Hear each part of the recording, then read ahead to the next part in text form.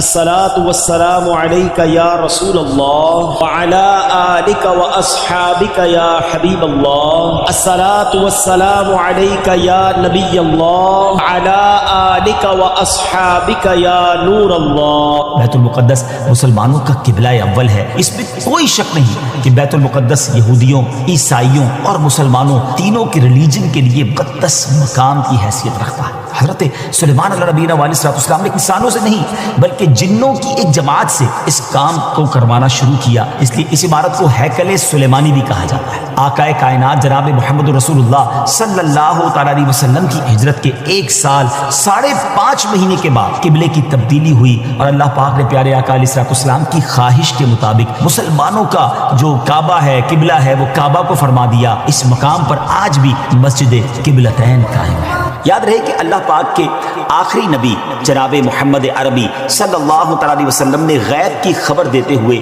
اپنی امت سے ارشاد فرمایا کہ قیامت سے پہلے 6 چیزیں گن کر رکھو۔ نمبر 1 میری وفات، نمبر 2 بیت المقدس کی فتح، نمبر 3 پھر طاعون کی وبا جو بکریوں کی گٹلیوں کی طرح تمہارے اندر شروع ہو جائے گی، نمبر 4 اس قدر مال کی کثرت ہو جائے گی کہ کسی آدمی کو 100 دینار دینے پر بھی وہ خوش نہیں ہوگا، نمبر 5 ایک ایسا فتنہ اٹھے گا کہ عرب کا کوئی گھر باقی نہیں رہے گا جس پہ فتنہ داخل نہ ہوا ہو، نمبر 6 تمہارے اور رومیوں کے درمیان ایک سلو ہوگی اور رومی عہد شکنی کریں گے اور وہ 80 جھنڈے لے کر تمہارے اوپر حملہ آور ہوں گے اور ہر جھنڈے کے نیچے 12,000 فوج ہوگی۔ یہ 6 نشانیاں نبی پاک صلی اللہ علیہ وسلم نے تفصیل کے ساتھ قیامت کی نشانیوں کے بارے میں بیان کی۔ اس حدیث پاک میں جو دوسری نشانی بیان کی گئی یعنی بیت المقدس کی فتح، اس بارے میں آج کی ہماری ایپیسوڈ ہوگی۔ یہ تو آپ نے سن ہی لیا کہ حدیث پاک میں سے قیامت کی نشانی کے طور پر فرمایا گیا ہے۔ اس بارے میں مزید بات کرنے سے پہلے آئیے پہلے ذرا بیت المقدس کے بارے میں کچھ سنتے ہیں کہ یہ کس جگہ کو کہا جاتا ہے اور اس کی تاریخ کیا ہے۔ بیت المقدس مسلمانوں کا قبلہ اول ہے۔ یہ فلسطین کے شہر القدس میں واقع ہے۔ بعض نے اس شہر کو بھی بیت المقدس کہا ہے۔ اس کو القدس کا نام کیوں دیا گیا، اس کے بارے میں حکیم الامت مفتی احمد یار خان نعیمی رحمۃ اللہ تعالی لکھتے ہیں کہ چونکہ اس زمین میں حضرات انبیاء کے مزارات بہت ہیں اس لیے اسے قدس کہا جاتا ہے۔ زمین کا یہ ٹکڑا انبیاء اور صلحاء یعنی نیک لوگوں کا مرکز رہا ہے۔ حضرت سیدنا سلیمان علیہ نبینا علیہ السلام کا مزار مبارک اور عالم اسلام کی مشہور و معروف مسجد اقصی بھی اسی شہر میں واقع ہے۔ رہی یہ بات کہ اس کا سنگ بنیاد کب رکھا گیا تو اس بارے میں یہ کہا جاتا ہے کہ کعبہ معظمہ کی بنیاد ڈالنے کے 40 سال بعد سیدنا آدم علیہ نبینا علیہ السلام یا ان کی اولاد میں سے کسی نے اس کی بنیاد ڈالی۔ پھر اس کی تعمیر حضرت سیدنا سام بن نوح علیہ نبینا علیہ السلام نے کی۔ پھر ایک عرصے کے بعد حضرت سیدنا داؤد علیہ نبینا علیہ السلام نے بیت المقدس کی بنیاد اسی مقام پر رکھی جہاں حضرت سیدنا موسیٰ علیہ نبینا علیہ السلام کا خیمہ نصب کیا گیا تھا۔ اس عمارت کے پورا ہونے سے قبل حضرت سیدنا داؤد علیہ نبینا علیہ السلام کی دنیا سے وفات کا وقت قریب آ گیا تو اب آپ نے اپنے بیٹے حضرت سیدنا سلیمان علیہ نبینا علیہ السلام کو اس کو مکمل کرنے کی وصیت فرمائی۔ حضرت سلیمان علیہ نبینا علیہ السلام نے کمال کا انتظام کیا۔ آپ نے انسانوں سے نہیں بلکہ جنوں کی ایک جماعت سے اس کام کو کروانا شروع کیا۔ 1 سال کا کام باقی تھا۔ اب ذرا غور کیجئے کہ جنات تعمیر کر رہے تھے مگر آپ کے انتقال کا وقت قریب آ گیا۔ آپ نے غسل فرمایا، نئے کپڑے پہنے، خوشبو لگائی اور اس طرح تشریف لائے کہ عصا پر یعنی اپنے جو لاٹھی تھی اس پر ٹیک لگا کر کھڑے ہو گئے۔ ملک الموت حضرت اسرائیل علیہ السلام نے جن کا کام ہی روح قبض کرنا ہے انہوں نے آپ کی روح اسی حالت میں اسی عالم میں قبض کر لی۔ اب اسی طرح آپ عصا پر ٹیک لگائے کھڑے رہے۔ جی ہاں، دنیا سے آپ جا چکے تھے، وصال فرما چکے تھے مگر آپ کا جو مبارک جسم ہے وہ عصا پر ٹیک لگائے کھڑا رہا۔ یہ اللہ کی شان ہے۔ حضرت سلیمان علیہ السلام کا یہ معجزہ بھی ہے۔ یہاں میں ایک اور دلچسپ بات آپ کو بتاتا چلوں کہ جب حضرت سلیمان علیہ السلام حیات تھے تو جنات کو رات کی رخصت بھی مل جاتی تھی، وہ دن میں کام کرتے تھے۔ حضرت سلیمان علیہ السلام بھی آرام کرنے چلے جاتے تھے مگر آپ چونکہ اب کھڑے ہی تھے تو اب جنات کو دن رات راؤنڈ دا کلاک کام کرنا پڑ گیا۔ ہر وقت وہ آپ کھڑے رہے تو آپ کو اجازت مانگتے تھے لیکن کسی میں ہمت نہیں ہوتی تھی کہ وہ اجازت مانگنے آپ سے مانگے تو آپ سے اجازت بھی نہیں مانگ سکتے تھے۔ تو جنہوں نے 4 سال تک یک لخت، جی ہاں آل دا وے، دن رات برابر کام کیا اچھا، حضرت سلیمان علیہ السلام جو ہے وہ عصا پر کھڑے ہیں، نہ جسم میں کوئی تبدیلی آ رہی ہے. اللہ اکبر. یہ بھی اللہ کے نبی کی شان دیکھی. اس کی تعمیر کی تکمیل چونکہ حضرت سلیمان علیہ السلام کے زیر نگرانی ہونی تھی، اس لیے اس عمارت کو ہیکل سلیمانی بھی کہا جاتا ہے. بیت المقدس کی روشنی کا انتظام بھی نرالے انداز میں ہی کیا گیا تھا. وہ اس طرح کہ حضرت سلیمان علیہ السلام نے بیت القدس کی مسجد کو سنگ مرمر سے اور ہیروں، موتیوں اور یاقوت سے بنوایا، اور بیت المقدس کے گنبد کے سرے پر کبریت احمر، یہ سرخ گندک جی تھی، اس کا اہتمام کیا. اس کی روشنی کئی میلوں تک پہنچتی تھی. اللہ اکبر. اچھا ناظرین، جیسے اس کی تعمیر کا وقت پورا ہونے لگا تو اللہ کی شان دیکھیں کہ آپ کے اس عصا کو، اس لکڑی کو دیمک نے کھایا اور آپ کا جسم زمین پر تشریف لایا. پھر لوگوں کو بھی پتہ چلا اور جنات کو بھی پتہ چلا کہ حضرت سلیمان علیہ السلام دنیا سے جا چکے ہیں. سبحان اللہ. اتنی شاندار یہ عبادت ہے. بیت المقدس کی خدمت کے لیے کثیر خادمین حاضری دیتے رہتے. ایک وقت ایسا آیا کہ حضرت سیدنا زکریا علیہ نبی علیہ السلام کے مبارک زمانے میں بیت المقدس کے خدام کی تعداد 4000 تھی، اور خدام کے 27 یا 70 سردار تھے جن کے امیر سیدنا زکریا علیہ نبی علیہ السلام تھے.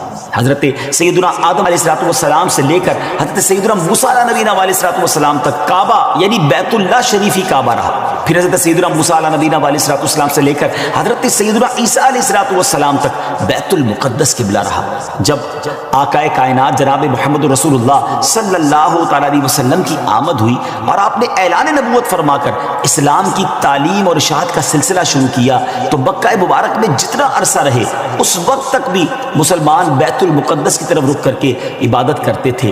پھر نبی پاک علیہ السلام نے مدینے کی طرف ہجرت فرمائی، اور ہجرت کے بعد مدینہ منورہ میں بھی مسلمان 16 یا 17 مہینے تک بیت المقدس کی طرف رک کر کے نمازیں پڑھتے رہے. ہجرت کے 1 سال 5.5 مہینے کے بعد 15ویں رجب پیر کے دن مسجد بنی سلمہ میں نماز ظہر کے درمیان قبلے کی تبدیلی ہوئی، اور اللہ پاک نے پیارے آقا علیہ السلام کی خواہش کے مطابق مسلمانوں کا جو کعبہ ہے، قبلہ ہے، وہ کعبہ کو فرما دیا، اور اب مسلمان کعبے کی طرف رک کر کے نماز ادا کرنے لگے. اس مقام پر آج بھی مسجد قبلتین قائم ہے. حضرت سلیمان علیہ السلام کے بعد بنی اسرائیل کے زوال کے ساتھ ہی بنی اسرائیل 2 حصوں میں منقسم ہو گئے، تقسیم ہو گئے.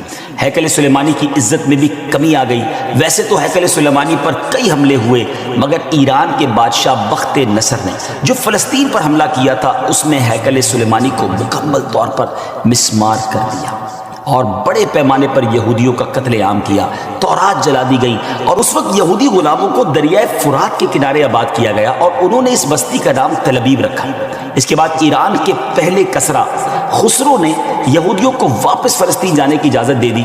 تب وہ جنوبی فلسطین میں آ کر آباد ہوئے اور ہیکل سلیمانی کی اثر نو تعمیر کی، مگر یہ تعمیر بھی زیادہ عرصے قائم نہ رہ سکی، اور 70 عیسوی میں روم کے بادشاہ توتس نے ایک مرتبہ پھر ہیکل سلیمانی پر حملہ کیا، اسے مسمار کر دیا اور یہودیوں کو فلسطین کے جنوبی حصے سے بھی نکال دیا. یوں فلسطین مکمل طور پر یہود سے خالی ہو گیا تھا. حضرت عمر فاروق رضی اللہ تعالیٰ عنہ کے عہد خلافت میں جب فلسطین فتح کیا گیا اس وقت وہاں عربی النسل قبائل آباد تھے. اسلامی لشکر کے سپہ سالار سیدنا ابو عبیدہ بن جراح رضی اللہ تعالیٰ عنہ نے فتح یرموک کے بعد اسلامی لشکر کے ساتھ آپ دمشق آ چکے تھے. آپ نے اپنے اصحاب سے مشورہ کیا کہ قیصاریہ روانہ ہو یا بیت المقدس. حضرت سیدنا معاذ بن جبل رضی اللہ تعالیٰ عنہ کے مشورے پر عمل کرتے ہوئے سیدنا فاروق اعظم رضی اللہ تعالیٰ عنہ کی بارگاہ میں ایک مکتوب روانہ کیا گیا، دونوں شہروں میں سے کس شہر کا انتخاب کیا جائے. سیدنا فاروق اعظم رضی اللہ تعالیٰ عنہ نے جلیل القدر صحابہ کرام علیہ رضوان سے جب مشورہ کیا تو مولا علی شیر خدا کرم اللہ تعالیٰ وجہ الکریم نے فرمایا کہ اے امیر المومنین، آپ اسلامی لشکر کو بیت المقدس کی طرف روانگی کا حکم دیں. وہ پہلے بیت المقدس کو فتح کرے پھر قیصاریہ کی طرف جائیں، کیونکہ رسول پاک علیہ السلام نے پہلے مجھے بیت المقدس کی فتح اور بعد میں قیصاریہ کی فتح کی خوشخبری دی تھی. یہ سن کر سیدنا فاروق اعظم رضی اللہ تعالیٰ نے فرمایا اے ابو الحسن، آپ نے سچ کہا. پھر سیدنا ابو عبیدہ بن جراح رضی اللہ تعالیٰ کی طرف پہلے بیت المقدس اور پھر قیصاریہ روانگی کا حکم لکھ کر روانہ کر دیا. ڈیئر ویورز، ہے نا بڑی عجیب داستان، بڑی ایمان افروز داستان۔ سیدنا ابو عبیدہ بن جراح رضی اللہ تعالیٰ عنہ کو جیسے ہی امیر المومنین کا مکتوب ملا، آپ نے روزانہ 5000 مجاہدین لشکر بیت المقدس روانہ شروع کر دی، یعنی 5000 مجاہدین ڈیلی روانہ ہوئے۔ بیت المقدس کا جو قلعہ تھا، جو فورٹ تھا، وہ بڑا مضبوط تھا۔ رومیوں نے یرموک کا حال سن کر پوری تیاری کر رکھی تھی۔ اسلامی لشکر کے جاتے ہی انہوں نے قلعے کا محاصرہ کیا، اس کو سراؤنڈ کر لیا۔ حضرت ابو عبیدہ بن جراح رضی اللہ تعالیٰ کے حکم سے روزانہ اس فورٹ پر، اس قلعے پر حملہ کیا جاتا۔ 11 دن تک حملہ کرتے رہے، مگر کوئی خاص پیش رفت نہ ہوئی، کوئی پروگرس نہ ہو رہی تھی۔ 11ویں دن خود سیدنا ابو عبیدہ بن جراح رضی اللہ تعالیٰ عنہ سیدنا خالد بن ولید رضی اللہ تعالیٰ عنہ تشریف لائے۔ مجاہدین نے تکبیر و تہلیل کی صدائیں بلند کی، خوب نعرے لگائے، تو رومیوں کو بھی معلوم ہو گیا کہ اسلامی لشکر کا کوئی بڑا سردار آ گیا ہے۔ وہ سب پریشان ہوئے، اپنے سب سے بڑے راہب قمامہ کے پاس گئے اور ساری صورتحال بیان کی۔ جب اسے معلوم ہوا کہ مسلمانوں کا سردار آ گیا ہے، وہ بہت پریشان ہوا اور کہنے لگا، اب تمہاری ہلاکت نزدیک ہے، کیونکہ میں نے پچھلی کتابوں میں پڑھا ہے کہ ملک شام کو محمد الرسول اللہ صلی اللہ تعالیٰ علیہ وسلم کا ایک سرخ رنگ کا صحابی فتح کرے گا۔ اگر یہ وہی سردار ہے تو صلح کے علاوہ اب تمہارے پاس کوئی دوسری صورت نہیں ہے۔ پھر وہ اسلامی لشکر کے سپہ سالار کو دیکھنے کے لیے قلعے کے دیوار پر آیا، سیدنا ابو عبیدہ بن جراح رضی اللہ تعالیٰ کو بلایا۔ آپ رضی اللہ تعالیٰ جب آگے گئے تو ان سے بھی وہی بات کی۔ حضرت ابو عبیدہ بن جراح نے کہا، یا تو تم اسلام قبول کر لو یا جزیہ دے کر امان حاصل کر لو، پھر ہم سے جنگ کرنے کے لیے تیار ہو جاؤ۔ لیکن اس راہب قمامہ نے سیدنا ابو عبیدہ بن جراح رضی اللہ تعالیٰ کی بات کا کوئی جواب نہ دیا، فقط خاموشی سے وہ بس آپ کو دیکھتا رہا اور پھر واپس چلا گیا۔ اس نے اپنی قوم سے کہا کہ یہ وہ شخص نہیں ہے جس کے بارے میں نے کتابوں میں پڑھا ہے، لہذا تم ان سے جنگ کرتے رہو، یہ تمہارا بال بھی بیکا نہیں کر سکے۔ سیدنا ابو عبیدہ بن جراح رضی اللہ تعالیٰ نے بھی وہاں سے واپس آ کر اسلامی لشکر کو جنگ کا حکم دے دیا۔ روزانہ اسلامی لشکر اس فورٹ پر، اس قلعے پر حملہ کرتا، رومی تیروں کی برسات کرتے، دونوں طرف سے جانی نقصان بھی ہوتا، سپاہی زخمی بھی ہوتے۔ لڑائی 4 ماہ تک جاری رہی۔ جی ہاں ویورز، 4 منتھ تک یہ لڑائی جاری رہی۔ اہل شہر تنگ آ گئے، وہ دوبارہ اپنے جو سردار تھا، جو ان کا لیڈر تھا قمامہ، اس کے پاس گئے، ساری صورتحال بیان کی۔ وہ نصرانی راہب جو تھا وہ پھر قلعے کی دیوار پر آیا اور سیدنا ابو عبیدہ بن جراح رضی اللہ تعالیٰ عنہ سے کہنے لگا کہ ہم ہر حال میں تم سے جنگ کریں گے، البتہ ہمارے شہر کو صرف ایک ہی شخص فتح کرے گا جس کے اوصاف ہماری کتابوں میں لکھے ہوئے ہیں، وہ تم نہیں ہو۔ سیدنا ابو عبیدہ بن جراح رضی اللہ تعالیٰ نے فرمایا کہ تمہاری کتابوں میں اس کے کیا اوصاف لکھے ہوئے ہیں؟ اس نے کہا وہ ہم تمہیں نہیں بتائیں گے، البتہ اسے دیکھ کر ہم فوراً پہچان لیں گے کہ یہ وہی شخص ہے۔ ہاں اگر تم اس کا نام جاننا چاہتے ہو تو ہم اس کا نام بتا سکتے ہیں۔ اللہ اکبر، ان کی کتابوں میں اس صحابی کا نام بھی موجود تھا۔ آپ رضی اللہ تعالیٰ نے فرمایا کہ ٹھیک ہے، تم اس کا نام ہی بتا دو۔ اس نصرانی راہب نے کہا کہ جو شخص ہمارے اس شہر کو فتح کرے گا وہ محمد الرسول اللہ صلی اللہ تعالیٰ علیہ وسلم کا صحابی ہوگا، اور اس کا نام عمر بن خطاب ہے، جو فاروق کے لقب سے مشہور ہوگا، اور وہ نہایت سخت گیر ہوگا، اللہ کے کاموں میں کسی ملامت کرنے والے کی ملامت کی پرواہ نہ کرے گا۔